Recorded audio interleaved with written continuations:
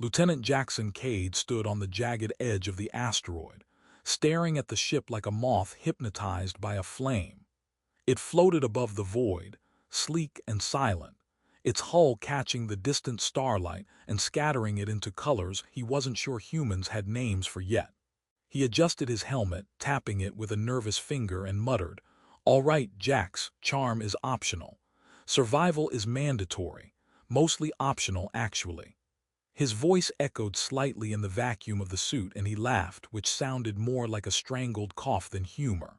The asteroid below him was littered with frozen rock fragments, and he kicked one over the edge.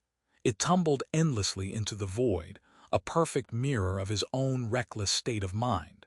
He wasn't supposed to be here. Orders had been clear. The alien queen's ship was untouchable. He wasn't supposed to even look at it too closely.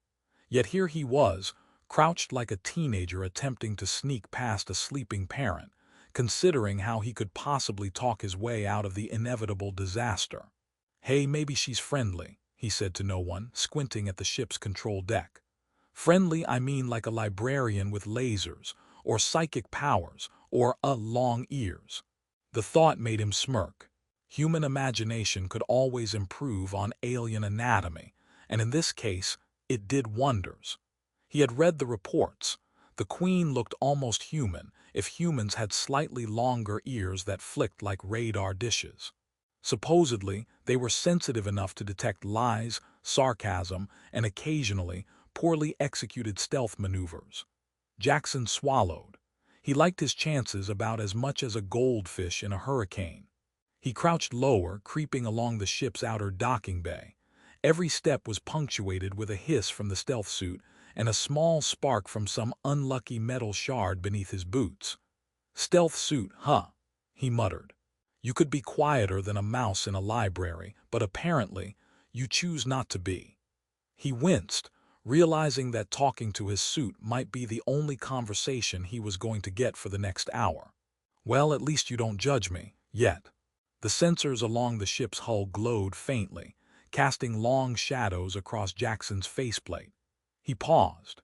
The control panel blinked at him, a sequence of alien symbols that could have been a recipe for interstellar soup as far as he knew.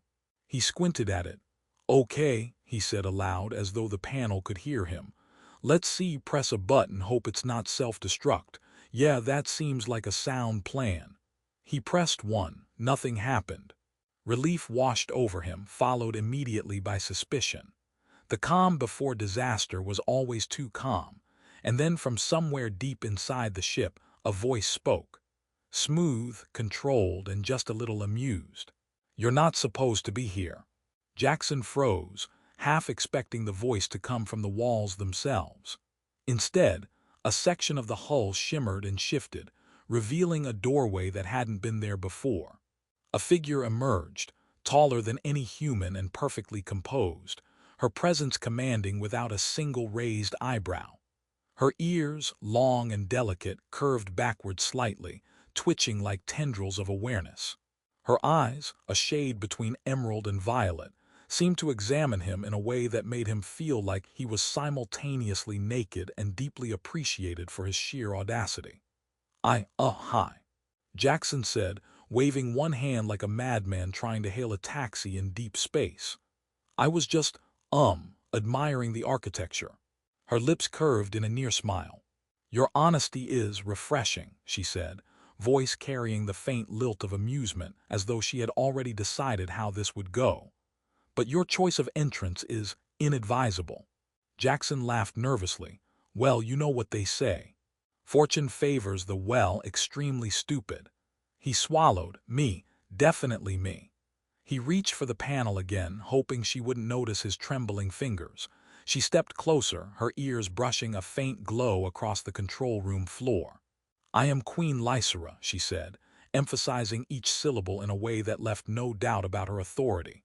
"And you, human, are clearly in need of guidance." "I can provide guidance too," Jackson said, waving both hands. "Mostly for myself. Survival tips, etiquette, alien tea brewing, basically anything that keeps me from being space roadkill. I'm a multitasker." He noticed her slight twitch of amusement. Or are you judging me? Because fair, I judge me too. Lysera's laughter was soft but carried weight, echoing through the metallic corridors. You are reckless, she said, and amusing in equal measure. Jackson nodded vigorously, as if this were a compliment. High praise, thank you. I usually only get reprimands and occasional laser burns for this level of charm. He glanced at her ears again. By the way, nice ears, very aerodynamic. He immediately winced, realizing he had just complimented an alien monarch in the middle of a security breach. She didn't correct him, which might have been worse. Instead, she gestured toward a corridor that shimmered with the faint pulse of energy. Follow me, she said, and perhaps your ignorance can be corrected. As Jackson followed, he tripped over a gravity anchor, flailing like a newborn starling before regaining his balance. So, he said, brushing dust off his suit, this is my life now, running through alien ships, making a fool of myself while attempting to learn the secrets of the universe. Sounds productive. Lysera's ears twitched, faintly glowing in response. You are persistent, she said. I will give you that, but persistence alone will not save you. Jackson grinned sheepishly.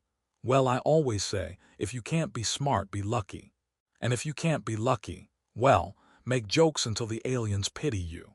Her laughter echoed again, mingling with the hum of the ship's engines, a sound that seemed almost alive. Jackson took a deep breath, realizing that he had just crossed into a world of incomprehensible technology, alien power, and rules he couldn't even begin to understand. Yet somehow, despite his growing panic, he felt a flicker of excitement. Welcome aboard, human, Lysera said, her glowing ears twitching in amusement. Let us see if your courage matches your foolishness. Jackson nodded, trying to look confident, which mostly resulted in him accidentally bumping into the wall and setting off a minor alarm. Yep, courage, definitely courage, all part of the plan. And somewhere deep in the ship, the sensors recorded every misstep, every joke, and every flailing limb, preparing to teach him a lesson that no human manual had ever included. That stealing from a queen was not about engines, lasers, or shields, but about surviving the games of an alien mind that found humor in human folly. Jackson followed Lysera through corridors that seemed to bend and twist in ways that defied the laws of physics, or at least the laws he had memorized in basic astronaut training. Each step made him feel like a rubber band being stretched too far, and he muttered under his breath, Gravity is a suggestion here, apparently. I should have brought a pogo stick. Lysera's long ears twitched in amusement, glowing faintly with each flick. She didn't comment, but the way she observed him made it clear that she knew exactly what he was thinking. Are all alien ships this twisty? Jackson asked, trying to sound casual while ducking under a low-hanging panel that seemed to appear from nowhere. Or is this some kind of psychological torture to make humans dizzy? You are perceptive, Lysera said, her voice smooth and controlled, and easily distracted, a combination I find intriguing. Jackson grinned, though it came out more as a nervous twitch. I aim to intrigue, also to survive. Mostly survive. He stepped on what he thought was a solid floor, only to find himself hovering a few inches above it, held in place by a magnetic field. He waved his arms like a confused puppet. Yep, definitely surviving. Nailed it. Lysera's laughter was soft but precise, the kind that made someone feel simultaneously entertained and slightly ashamed. Do you always greet challenges with humor? Only the ones that could kill me instantly, Jackson said, swaying slightly. Or the ones that make me look like I have no spatial awareness. So basically, yes. He took a deep breath and tried to regain his composure, only to notice a panel slide open in front of him, revealing a series of floating spheres that hummed with an alien energy. Is this normal? Are these snack dispensers because I'm starving? They are not for eating, Lysera said, her ears flicking. They are for testing. Your dexterity, focus, and ability to follow instructions while under pressure. Jackson's grin faltered. Testing, right, of course. Totally normal casual alien ship tests, nothing to panic about. He reached for a sphere, only for it to dart away like it had a mind of its own. He lunged, missed, and fell backward, his arms flailing. Okay, so maybe a little panic. Lysera's eyes sparkled with amusement. Persistence is not merely a human virtue, it is your defining characteristic. Your failure is entertaining. Glad to be of service, Jackson said, dusting himself off. I specialize in failure with style. He noticed one sphere hovering near his chest. Carefully, he reached for it and it zipped into his hand. Victory. Ha, I am the champion of alien sphere grabbing. You have completed the first test, Lysera said, her ears glowing brighter. And you are alive. That is satisfactory. Jackson panted, his suit squeaking with every movement. Satisfactory is good, I'll take it. Top grade, even, A+ for life preservation. He glanced at her, then back at the floating spheres. So, more tests. Because I'm guessing my reputation as a persistent but chaotic human has preceded me. Lysera nodded once elegantly. There are several stages. Each will challenge you in ways you cannot yet imagine, and each will amuse me. Jackson swallowed, trying to keep his humor intact. Amuse you? Perfect. I excel at that. Mostly unintentionally, but still counts. He walked carefully toward the next test chamber, which shimmered like liquid glass. So, what's next? Alien obstacle course. Galactic interpretive dance. A test of my ability to understand quantum sarcasm. You will find out, Lysera said, and you will adapt or you will fail spectacularly. There is poetry in failure. Jackson's stomach lurched. Poetry in failure, got it. I should probably start writing haikus about my impending doom. Human jumps too much alien spheres, dodge easily / laughing queen observes. Lysera's laughter rang through the corridors, musical and precise. You are amusing even under duress, she said. That will serve you for now. The next chamber contained a narrow walkway suspended above a glowing energy core. Jackson stared at it like it had just sprouted tentacles. Okay, narrow walkway over a core that looks like it could vaporize me. Got it. Casual. No big deal. Totally fine. He stepped forward cautiously, feeling the walkway vibrate beneath his boots. You may proceed, Lysera said. Carefully and with focus. I specialize in careful, Jackson said, taking one step, then another, then leaping slightly when a section shifted under him. I also specialize in, well, creative interpretation of careful. Artistic, really. Lysera's ears flicked in response to his antics, glowing brighter. Your creativity is unusual. I get that a lot, Jackson said, though usually it's from people with fewer lasers. He made it across the walkway, nearly tripping at the last step, and found himself in a chamber filled with floating consoles, each projecting holographic schematics of the ship. Ah, he said. Maps, schematics, alien blueprints. My kind of party. Lysera observed him from above, her long ears curving gracefully, glowing faintly in the ambient light. You must memorize these, she said, and replicate them without error. Accuracy and observation are key. Humor is irrelevant here. Humor is my coping mechanism, Jackson said, leaning over the first console. It keeps me sane while dodging floating death spheres, gravity fields, and your highly suspicious amusement.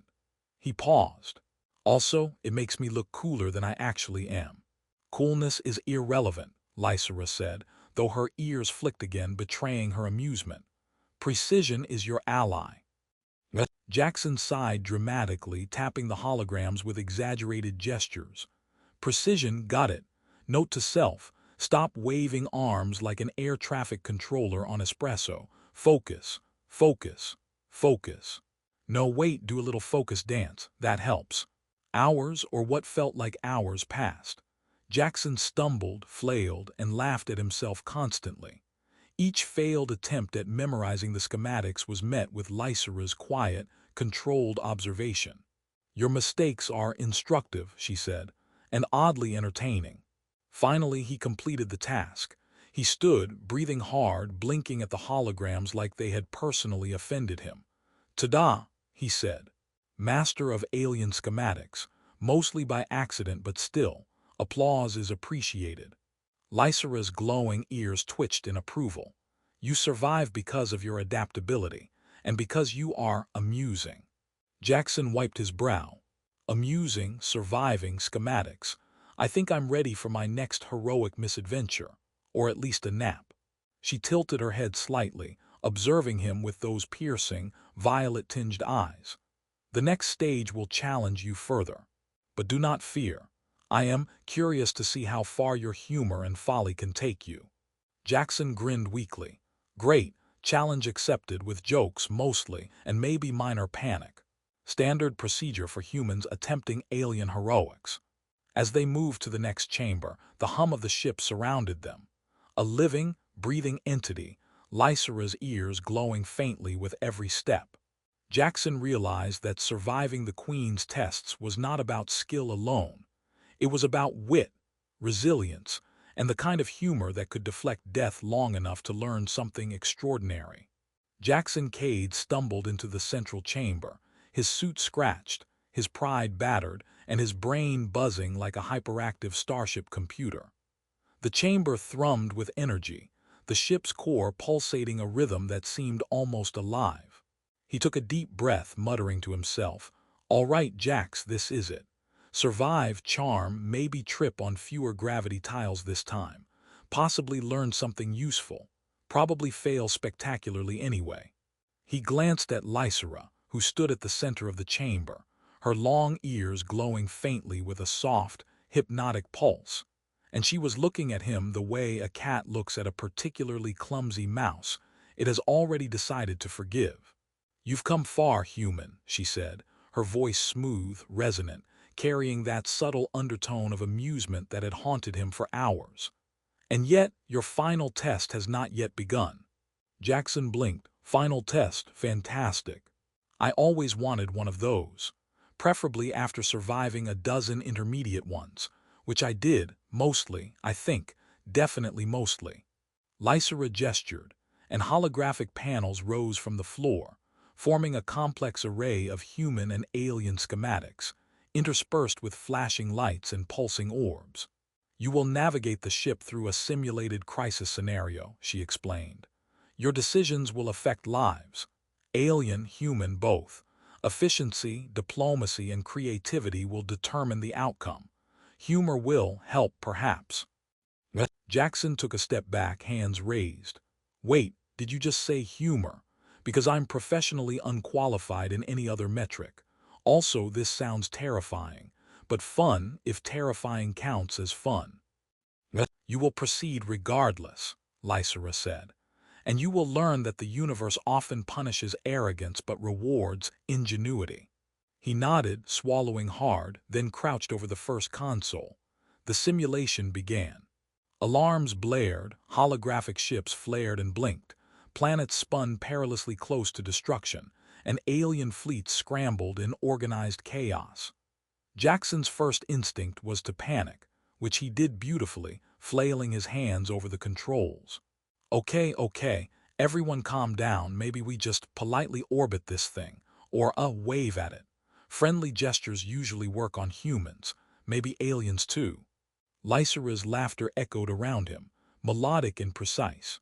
"You are audacious and reckless and amusing." He grinned sheepishly. "Thank you, 3 qualities in one package. Discount applied for humor, yes." The simulation escalated. A nearby moon threatened to collide with a space station. An alien diplomat refused to communicate without a code phrase that changed every second. And a rogue human fighter streaked toward them like a caffeinated comet. Jackson yelped, friendly orbit, no, not that." Someone pressed a red button.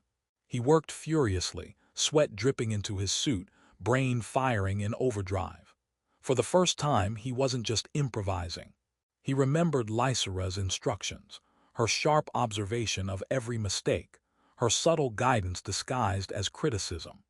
He coordinated the holographic fleets, issued orders to human and alien vessels alike, and even managed a joke to diffuse a tense negotiation simulation. Why did the quantum diplomat cross the galaxy? to prove the chicken wasn't entangled. Lysera's ears flicked, glowing brighter. You adapt quickly when the stakes are clear, and when humor is permitted. Hours, or what felt like hours, passed in a blur of crisis management, quick thinking, and accidental comedy. Jackson grew calmer, more precise, more aware of his strengths. He realized that survival was no longer just about improvisation. It was about observation, creativity, and, unexpectedly, collaboration with forces vastly different from himself. His humor became a tool, a bridge across the vast gulf of species and technology, rather than a desperate distraction. Finally, the simulation ended. The holographic crises dissolved, leaving only the calm hum of the ship's core. Jackson slumped against the console, panting, his arms sticky with sweat and unknown alien substances. So, did I save the universe, or just mildly inconvenience it? Lysera stepped closer, her glowing ears flicking in satisfaction. You have succeeded. Not by force alone, not by speed, and not by reckless courage. You succeeded because you observed, adapted, and, unexpectedly, amused your way through chaos. Jackson blinked, trying to absorb the weight of her words. So, I didn't die. That's good, very good. I'm pleased, also relieved. Very relieved. He paused, looking at her ears, glowing gently like twin beacons. You're terrifyingly good at this. Also, I owe you something, probably my life, definitely my sanity. Lysera's eyes softened just slightly, a faint curve to her lips. You will serve as my ambassador to the human colonies, she said. A role that requires judgment, courage, and wit. You have demonstrated all three, and you have survived my amusement. Jackson's jaw dropped. Ambassador, me, like galactic diplomat, human ambassador. With a queen watching me constantly. That sounds horrible and amazing and terrifying, but mostly amazing, right? Lysera's laughter rang through the chamber, her ears flicking in subtle amusement. Mostly amazing. And you will learn, human, that punishment and opportunity are often indistinguishable. Your journey has changed you. You are no longer merely reckless. You are adaptable, resourceful, and capable of surviving the unpredictable. Jackson exhaled, a mixture of exhaustion and triumph. Well, I did say I wanted adventure. I just didn't think it would come with psychic aliens, gravity-defying walkways, and whatever just happened. He gestured vaguely at the pulsing core. But yes, adventure, check, growth, check, hopefully fewer exploding spheres in the future, maybe. Lysera studied him for a long moment, then nodded. Your humor will continue to serve you, human. As will your courage. And now, you will serve the galaxy in ways you have not yet imagined. Jackson allowed himself a small, exhausted grin. Serving the galaxy, got it. I can do that with jokes and mild panic. And he gestured to the control panels around him. Surprisingly competent improvisation. I've got this. Lysera's ears glowed faintly brighter, almost imperceptibly, as if acknowledging his growth. We shall see. But I believe you are ready. The universe is vast, unpredictable, and occasionally entertaining. Perhaps you will be too. Jackson laughed softly, the sound mingling with the hum of the ship. For the first time in his reckless, chaotic life, he felt a quiet certainty. He had tried to steal a ship and ended up earning a place beside the most powerful being in the galaxy. He had stumbled, flailed, and joked his way through impossible trials, and survived. And he knew now